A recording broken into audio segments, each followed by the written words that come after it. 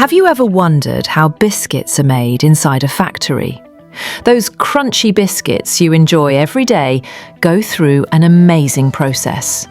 Today, let's take you inside the biscuit manufacturing factory and see how it all happens, step by step. The process begins with raw materials like flour, sugar, oil, milk, and baking powder. Each ingredient is carefully measured to make sure every biscuit has the same taste, texture, and quality. Next, all these ingredients are added into large industrial mixing machines.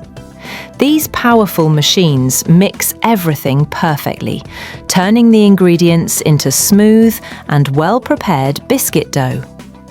Once the dough is ready, it is sent through rolling machines. Here, the dough is flattened into thin sheets with equal thickness, ensuring that every biscuit bakes evenly.